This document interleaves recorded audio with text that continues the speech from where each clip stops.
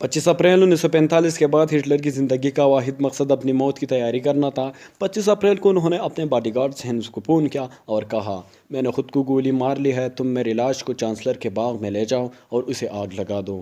میری موت کے بعد کوئی مجھے نہ دیکھے اور نہ ہی مجھے پہچان پائے۔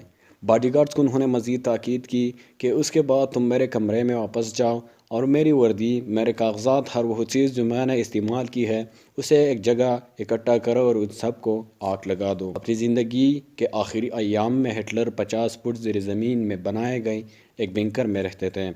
وہ چانسلر کے باغ صرف اس وقت جاتے تھے جب انہیں اپنے پیارے کتے بلونڈی کو ٹہلانا ہوتا۔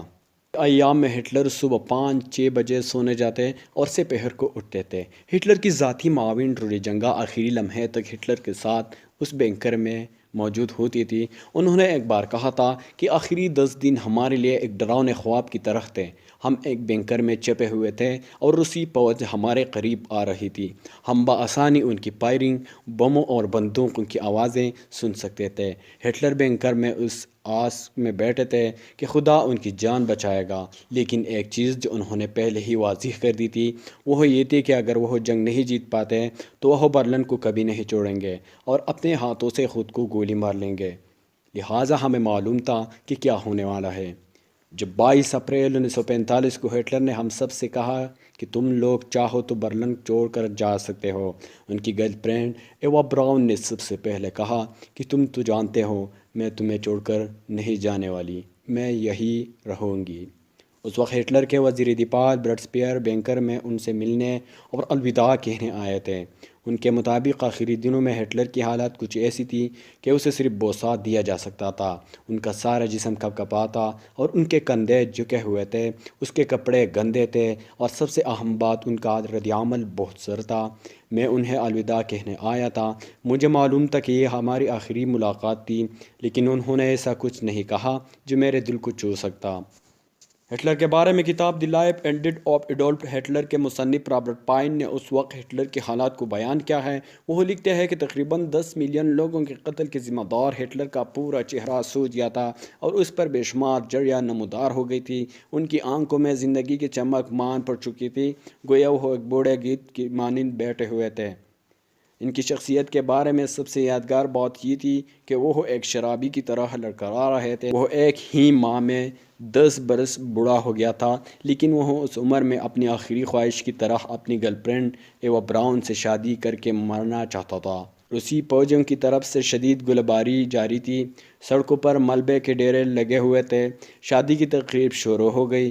گوبلز نے بطور ہٹلر کے گواہ کے دستخط کیے، جبکہ بورمین ایوا براؤن کا گواہ بن گیا تھا۔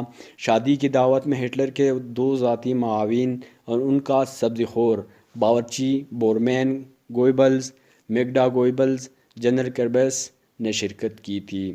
ایوا ہٹلر کے چند لمحوں کی خوشی کے لیے سب نے جام اٹھا کر نیک خواہشات کا اظہار کیا۔ ایوا نے اس دن بہت شراب پی تھی، لیکن ہٹلر نے صرف ایک گھونٹ لیا اور پرانی یادوں کو تازہ کرنے لگا۔ لیکن پھر اچانک ان کا مزاج بدل گیا اور انہوں نے کہا، سب ختم ہو گیا۔ اپنی زندگی کے آخری دن ہٹلر کچھ گھنٹوں کے لیے سوتے رہے اور تازہ دم ہو کر اٹھے۔ یہ دیکھا گیا ہے کہ سزائے موت کے قیدی اپنی موت سے ایک رات قبل عام طور پر سکون کی نیند سوتے ہیں۔ شیو بنانے کے بعد ہٹلر نے اپنے فوجی جرنیلوں سے ملاقات کی اور کہا کہ انجام قریب ہے۔ رابرٹ پائن کا کہنا ہے کہ ہٹلر نے پروفیسر حسین کو بلایا اور ان سے پوچھا کہ کیا اس کے سائنائڈ یعنی زہر کی کیپسول قابل اعتماد ہے۔ نہیں، کیونکہ ہٹلر یہ کیپسول خود اور ایوا کو کھلانا چاہتے تھے۔ ہٹلر نے ان گولیوں کا تجربہ کرنے کے لیے اسے اپنے پیارے کتے کو کھلانے کا بھی کہا۔ اس تجربے کے بعد حسین نے ہٹلر کو اطلاع دی کہ تجربہ کامیاب رہا۔ بلونڈی کی سیکنڈوں میں موت ہو گئی تھی۔ خود ہٹلر نے اپنے پیارے کتے کی موت کا منظر دیکھنے کی ہمت نہیں کی۔ دوپہر کے 2:30 بجے ہٹلر اپنا آخری کھانا کھانے بیٹھ گئے۔ اوٹو گوئنجے کو 200 لیٹر پٹرول لانے کا حکم دیا گیا۔ پٹرول کو کینسٹروں میں بھر کر بنکر کے بیرونی دروازے کے پاس رکھنے کا کہا گیا۔ کھانے کے بعد ہٹلر آخری میں بتانے کے بعد ہٹلر آخر میں اپنے ساتھیوں سے ملنے آئے۔ انہوں نے آنکھیں چار کیے بغیر ان سے مصافحہ کیا۔